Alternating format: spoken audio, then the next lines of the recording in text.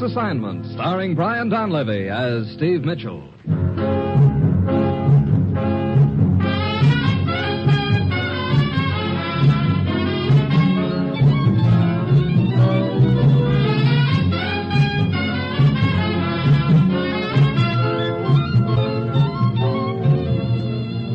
Yeah, danger is my assignment. I get sent to a lot of places I can't even pronounce. They all spell the same thing, though, trouble. But when I walk into the commissioner's office, I don't realize this assignment's going to end up with a guy I'm looking for shoving a gun in my back, and me doing my best to help him.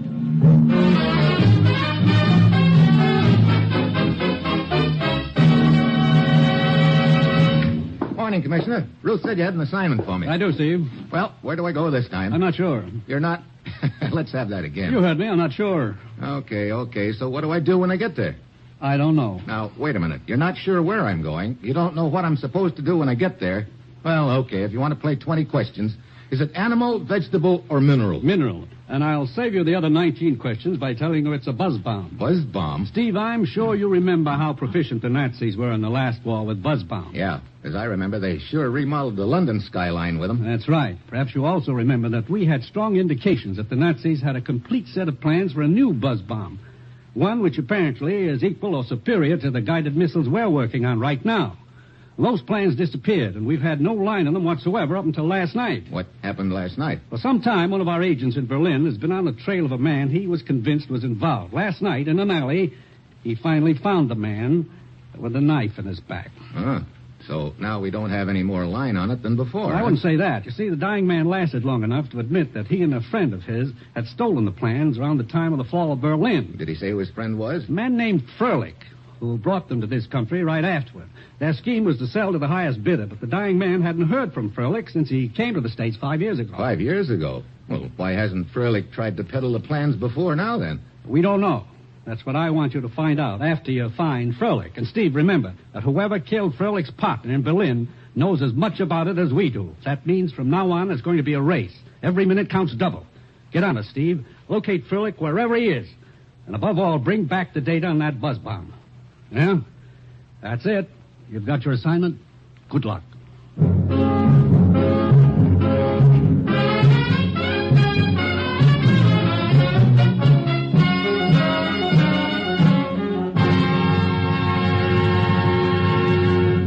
The National Broadcasting Company is presenting Dangerous Assignment, starring Brian Donlevy as Steve Mitchell, colorful, two-fisted government agent. At all those places of the world where danger and intrigue walk hand in hand, there you'll find Steve Mitchell on another Dangerous Assignment.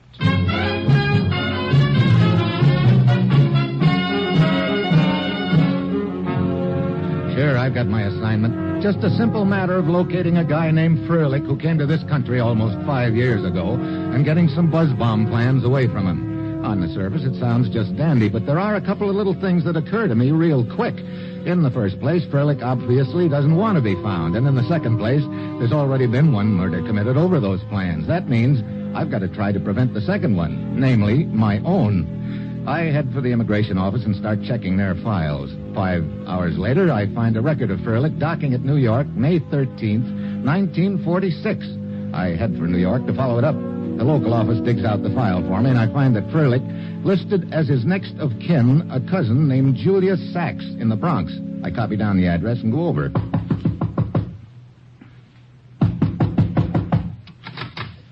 Yeah? Julius Sachs? Yeah.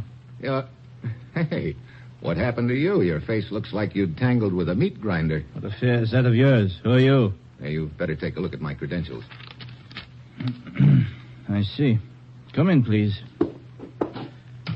Now then, what can I do for you, Mr. Mitchell? I'd like to talk to your cousin. My cousin? Yeah, Froelich. But I'm afraid you're much too late for that. You mean he skipped town? No, I mean Froelich has been dead for almost 5 years. What? Yeah. He was killed in a traffic accident the day after his boat docked from Europe. Oh, great. There goes my one lead. Huh? I'll skip it. Look, did Froelich ever mention anything to you about any valuable papers he had? No. You know, it's strange that you two should ask this question. What do you mean, me too? You observed the condition of my face. Last night I was almost beaten to death. My cries for help drove my attacker away and saved my life. Who was he? I do not know. I've never seen him before. A man with bulging eyes. He kept asking me strange questions about Freilig's papers. Questions which I was unable to answer. Brother, they're sure not losing any time. Hey, look, Freilich must have brought some luggage with him. Yeah, a trunk. I kept it in the attic for some time. You still have it?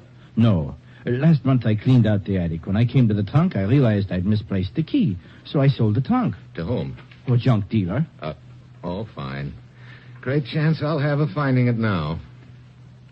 But what could be so valuable about Freilig's trunk? It was empty. You sure about that? Of course. Freilich unpacked all of his clothes as soon as he arrived. What did you do with his clothes after he was killed? Oh, I gave them away. Well, that settles that. Of course, those papers would be too bulky to hide them in clothing anyway. What papers are these that everybody is suddenly so interested in? Oh, skip it. Look, Julius, do you remember which junk dealer you sold the trunk to? Oh, yeah. I copy his address down if you like. I like. Remember what the trunk looked like? Well, let me see. It had a rounded top, as I remember, and brass bands.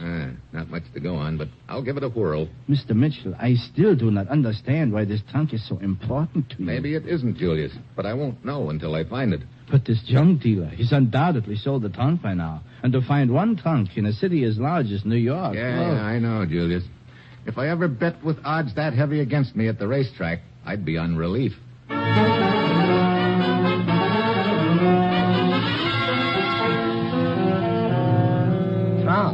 Trunks. Have I got trunks, he asks. Mister, does a fish have scales? Come with me. Huh? Hey, where are we going? To the back room here. You're going to see trunks. There. Oh, no. At least 50 of them. 52, friend. Take your pick. $2 each. $3 with keys. Look, the one I'm interested in you bought about a month ago from a guy named Julius Sachs. You happen to remember it? Mister, in my business, it's not the names that count. It's the merchandise. Sack, schmack. Well, this merchandise had a rounded cover and brass bands. Oh, an old baby, huh? Yeah. I don't know. I get a lot like it with it. Hey, wait a minute. You remember it? It seems to me I sold a trunk like that about 3 weeks ago. Yeah, I remember now. I had a couple of keys made for it, and I sold it to a doll down in Greenwich Village. Let's see, Alice Chambers. I thought you didn't remember names. Hey, mister, you see her, you'll remember her name, too. You happen to know where she lives in the village? Rooman House, I think she said. Okay. Thanks. Hey, wait a minute. What's the matter? So you come in here asking about trunks. I give you a good price, $2, $3 with keys. And all you're fishing for is a doll's address. Hey, you know, this sort of thing does not help me further my career. Okay, career boy. Here's $5. Have a couple of trunks on me. With keys? Yeah, here's another $1 with keys. So I head for Greenwich Village. I know what I'm following is strictly a hunch, and I'm just hoping the hunch doesn't turn into a wild goose chase. Steve Mitchell, government agent, shagging around New York after a beat-up second-hand trunk yet. When I get to the village, the usual array of characters are floating around. The gent on the curb carving statues out of soap. The guy with hair down to his shoulders sawing away at a fiddle. The works. I nose around inquiring about Alice Chambers. Finally, I learn that her rooming house is just around the corner. I turn the corner. Then I spot a crowd in front of the doorway with a couple of cops pushing them back. On the edge of the crowd stands a tall, skinny gent wearing a long black beard and a long white toga. Excuse me, I'd like to get by. Ah, my friend, you disappoint me. Huh? As I watched you approach, I thought, here is a man of character. Surely he will not stoop to this. Yet here you are, yielding to the same morbid curiosity which is the common denominator of the ignoramuses which our crass and materialistic culture spews forth upon our sidewalks in ever-increasing multitudes. Look, save the lecture, Professor. I do not remember making your acquaintance, yet you seem familiar with the title which my earnest but unfortunately too few students have bestowed upon me. Just psychic, I guess. Hey, what's going on, anyway? Merely another unfortunate instance of man's inhumanity to man. Will you skip the double talk? Hey, does Alice Chambers live in this rooming house? A very profound question, my friend. What's so profound about it? A question which has occupied the minds of philosophers and theologians for centuries. Whither doth the soul take flight when the body... Soul? Body? Hey, wait a minute. What are you talking about? This Alice Chambers... What about her? It would appear that at some time during the course of the night, she was murdered.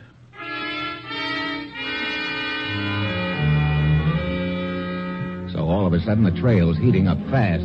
Now I know my hunch was right, that the trunk is pretty important. That means just one thing. A false bottom and in the secret compartment, the plans for the buzz bomb. I shove past the professor into the rooming house and check with the police. We give Alice Chambers' room a fast frisk, but no trunk. That puts me right back where I started from, which is nowhere. I turn to leave, but out in the hall, I spot the professor, toga and all, heading for the next room. I catch up with him at the door. Ah, my friend of the morbid curiosity. Yeah, and speaking of same, I noticed you were right there in the crowd taking it all in, Professor. I, sir, am a spectator of life. You live here next door to Alice Chambers' room, huh? As you see. It is an humble abode, but it serves me. After all, life is of the mind, not... Yeah. Look, I'd like a little information. You have indeed come to the right man, my friend. Oh? Yes. To some, it is given to build things. To others, it is given to tear them down. But to me has been granted the highest function, that of spreading a little... You couldn't have used a better word, Professor. Sir? I'll skip it. Yes. As I was saying, if I can but momentarily pierce the black cloud of ignorance with the pure light of knowledge, then I feel that this humble life shall not have been lived in vain. Then how about piercing my ignorance? If it were not for one thing, I would be delighted, sir. Oh, what do you mean? Well, I, unfortunately, suffer from a delicate condition of the throat. To impart information, I am required to speak at length. This has a tendency to dry out the sensitive throat membranes, and thus I get it, okay. Is there a bar around here? Strange that you should ask, because there does happen to be a delightful place but a few paces down the block. A haven where the weary traveler may find refuge and refreshment. Well, that's the fanciest description of a saloon I've ever heard. But come on, let's go. I'm afraid that is quite impossible at the moment, my friend. What? Now, look. Indeed, for me to stir from this very spot at the moment would be to defy various laws of physics. And, of course, there is the matter of modesty also. Modesty? Look, what are you talking about? Boil it down, will you? Very well. To reduce it to the vernacular, you are standing on my toga.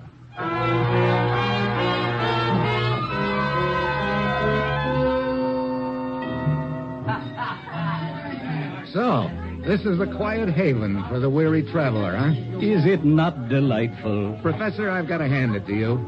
You've got a great imagination. Now, look, are your tonsils oiled up enough so you can tell me a few things? I shall strive bravely, between libations, of course.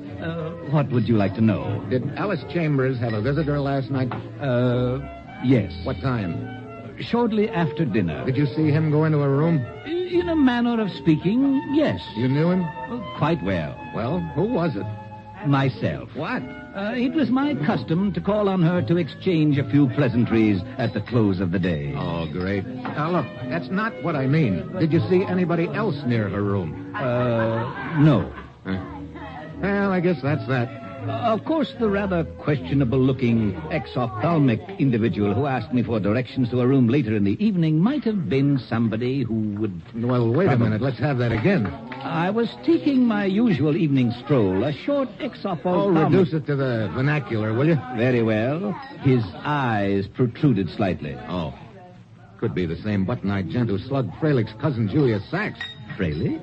Julius Sachs? I'm afraid I've not had the pleasure of either of these. So Button Eyes was trying to find Alice Chambers. Looked like he found her all right and killed her. Well, that still doesn't help me much. He obviously got the trunk, so... Trunk? What trunk? It used to belong to a gent named Freilich. His cousin Julius sold it to a junk dealer who peddled it to Alice Chambers. And now 5 will get you 10. Button Eyes has it, and I'm too late. Oh, but I assure you that is quite impossible. What do you mean? Well, it is a well-established law of physics that an object cannot be in two places at once. I still don't get you. How could your exophthalmic friend have possession of the trunk when Alice Chambers sold it 5 days ago? Sold it? You know, Professor, trying to get information out of you is like riding the merry-go-round. I have to go 3 laps each time before I grab the brass ring. A colorful analogy. Who'd Alice sell it to? A friend of hers, a dancer named Yvette. Ballet dancer? In a manner of speaking. You know where Yvette is? I do. Good. Give me her address. I'll run over and talk to her. Oh, but I fear that would be quite impossible. To run over and talk to Yvette would be to defy several laws of Now, gravity. don't start that again. Where is Yvette? 4 days ago, she left for London. London? Oh, brother. This is really turning into an obstacle race. Okay, Professor, thanks. We finally made it. The pleasure was all mine, sir. It has been a most stimulating conversation. I hope that we may look forward to another one. Sure. Sometime when I've got 3 hours to kill and I want to find out what day it is, I'll be around.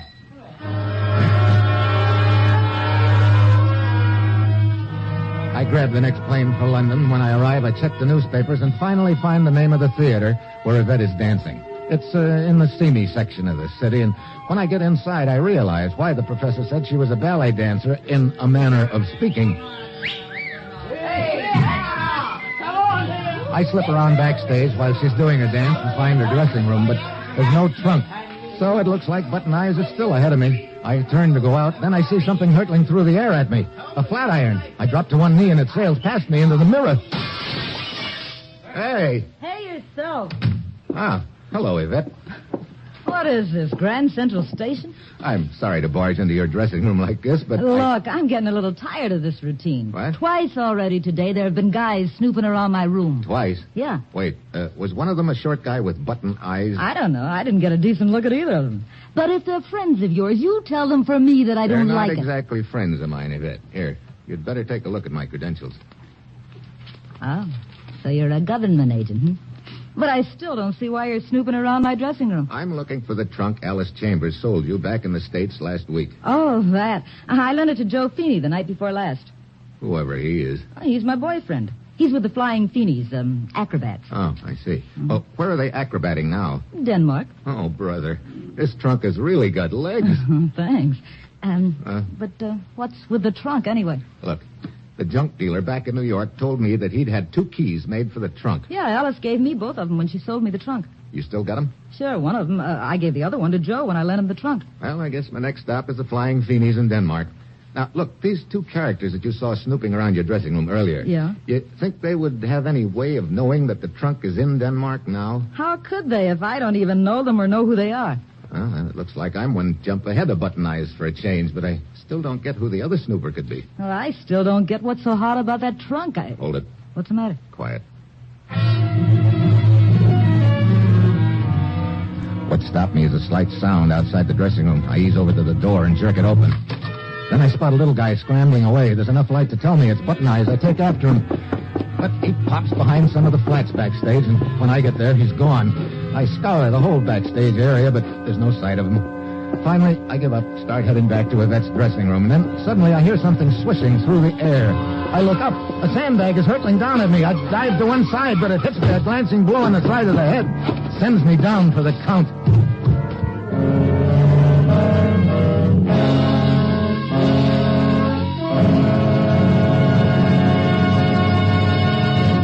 Listening to Dangerous Assignment, starring Brian Donlevy as Steve Mitchell.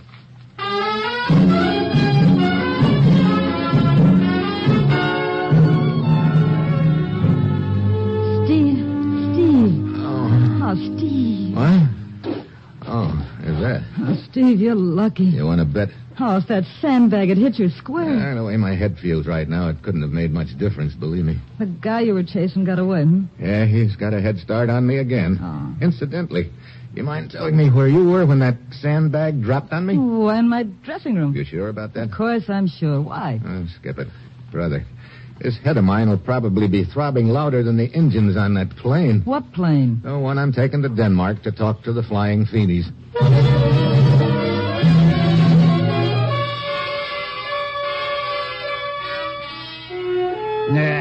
The Flying Feenies. This is an act. It is a catastrophe. So their act doesn't stop the show. Look, all I know is that when I arrived here in Denmark, I learned that you'd booked them here at your theater, and I want to talk to them. You're wrong when you say that act does not stop the show, Mr. Mitchell. It stopped mine cold. With the Flying Feenies, I could not draw flies. I still want to talk to... Hey, wait a minute. Are you trying to say that they're not here anymore? They lasted just one performance. Then I gave them, as you say, the hammer. Oh, great. So now I'm on the merry-go-round again. You wouldn't happen to know where they're playing now. Such an act as this, you would not peddle to your worst enemy. So? So I peddle him to my worst enemy. Who? Max Gruber. He runs a traveling carnival. I have never forgotten the so-called talking dog he booked here once. Where is his carnival now? Somewhere in Holland, I think, if the Flying Fiennes haven't put him out of business yet. So I hopped down to Holland. So far, this deal's been strictly a 6-day bicycle race, with Button Eyes always one lap ahead of me. Now, I've got somebody else to worry about, the other guy that Yvette said was snooping around in her dressing room in London. I start checking in Holland for the Fiennes, and at this point, it wouldn't surprise me to see him swinging on the nearest windmill. Well, 4 hours later, I locate the traveling carnival in Rotterdam. I find their tent, and I go inside, and there at last are the Flying Fiennes in front of me, racked up in a pyramid, practicing their act.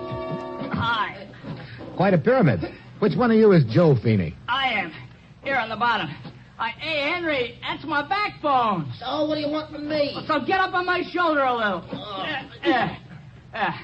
What can I do for you? My name's Mitchell, a government agent from the States. Where's that trunk you borrowed from Yvette in London? I don't see it around this tent anywhere. It's over at the hotel room, the Vorling. Have you got a key to the trunk? Sure, right here in my pocket. Yeah, I'll get it. Hey, Joe, I'm leaving. Hey, oh! I'm sorry, gentlemen. I step over the sprawling Fiennes and head for their hotel room in town. The room is dark. I start to search for the light switch, but before I can make it, something awfully hard connects over my left ear. And for the second time in 24 hours, I take a dive.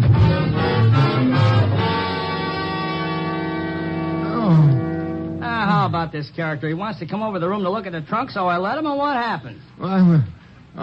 Joe Feeney. I thought there was something fishy about him in London, Joe. Hey, Yvette. Yeah. Hey, what are you doing here in Holland? I decided to come over and soup up the act a little. Pretty convenient time for you to arrive. What do you mean? This is the second time I've gotten conked on the head, and both times when I come out of it, there's little Yvette. Hey, look, don't change the subject, buddy. If you got any private little murders to commit, that's your business. But I don't like you using my room for them. Murders? What are you talking about? For instance, that corpse over there in the corner. Huh?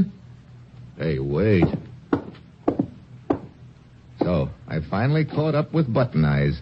And from the looks of that knife in his back, I'd say I was about 4 inches too late. Like I say, buddy, if you had it in for the guy, well and good. But Just hold it a minute, buddy. I don't see that trunk in this room anywhere. I should be in the closet.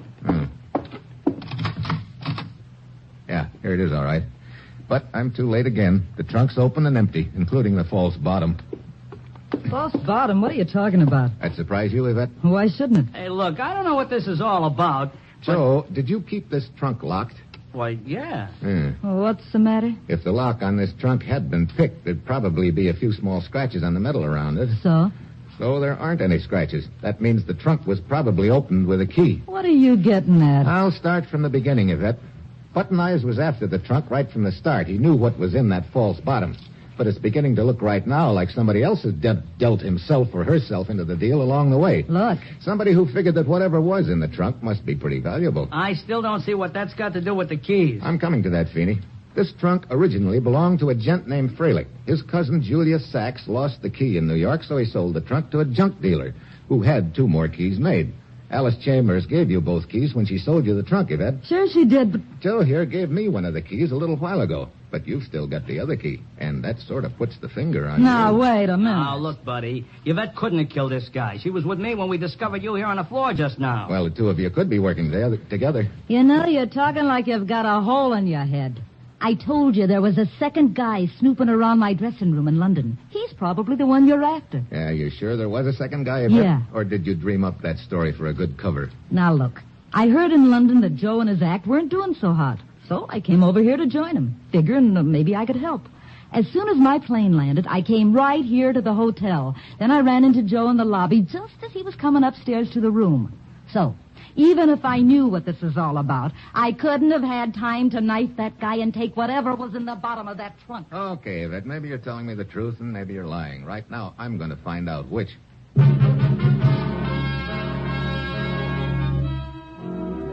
I pick up the phone and check with the airport and the desk clerk downstairs, and my case against Yvette falls right on its face. She didn't get to the hotel until after I'd gotten hit over the head, and the same holds true for Joe Feeney, too. So now I'm fresh out of Leeds. Then a wild idea hits me. I start thinking of a character back in New York.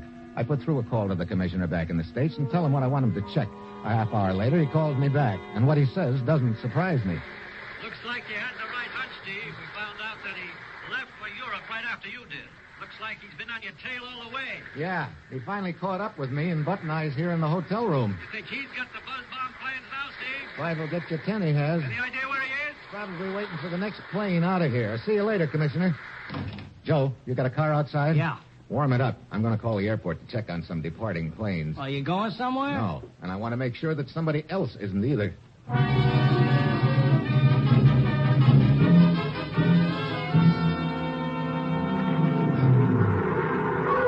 Hey, Mitchell, there's a plane over there getting ready to take off. Yeah, that's probably one I'm after. Thanks for the lift, Joe. Hey, passenger's still getting on. Looking for me, Mitchell? What? Ah, hello, Julius. Yeah, as a matter of fact, I was. I thought you might be, so it seemed better for me to find you. I feel much safer with my gun in your bag. Needless to say, you've got those buzz bomb plans in your satchel there. But of course, come on. Where to? On the corner of the building. Okay. Sure all figures, Julius. You didn't realize your cousin's trunk was so valuable until Button Eyes beat you up trying to find out where it was. Then you decided to follow it up yourself. You caught up with Button Eyes in the hotel room and killed him? And I am quite certain these plans I took from the trunk can be sold to interested parties at a very fat price. Here, this is far enough, Mitchell. We're in the shadows now, and with the noise of the airplane engines, I doubt that one small shot from this automatic would even be heard. It was a key that pegged you, Julius. Yvette had one, I had the other. Then I remembered you telling me that you'd lost the original key. By that time, I had also realized the trunk must be of considerable value, Mitchell. You should hardly expect me to reveal that I still have another key. Would you? Hardly, Julius. Mitchell, my plane is taking off momentarily, and I regret that I must terminate our little conversation right now. His gun jams harder against my back, and I know that he's going to pull the trigger any second now. Then I remember what he said a minute ago. The gun is an automatic. That gives me an idea, a real long shot, but my only chance. Suddenly I throw my weight backward, driving him against the wall. Behind him, the gun is wedged between my back and his chest. I strain backward, keeping the pressure on the muzzle with my back. An automatic won't fire when the slide is pushed back. Get away from me, Mitchell. Sheriff tries to shove me forward, but I brace myself. I know that the instant the pressure is taken off the gun, it'll fire. I start sweating. I can't keep the pressure on much longer. My feet are slipping on the concrete. Suddenly, I raise one of them and let him have a heel in the shin. He relaxes his hold on the gun for an instant, just long enough. I bend over, reach back between my legs, grab his foot, and yank it forward. The slug whistles over my back, and Julius' head plunks back into the wall. I'll take the gun now, Julius. And the satchel. My head. Yeah, I guess that wall must be pretty hard, all right, but you've got no kicks coming. What do you mean? After all, you had me bucking a stone wall all the way in this deal. I'm just returning the compliment the hard way.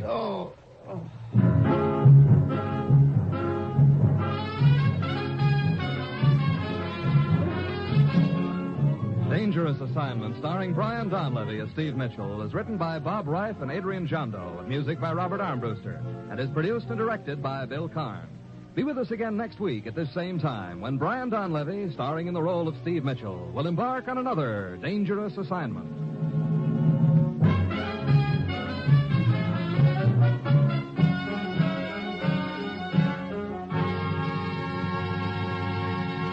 Dangerous Assignment came to you from Hollywood. For more mysteries, stay tuned for The Man Called X on NBC.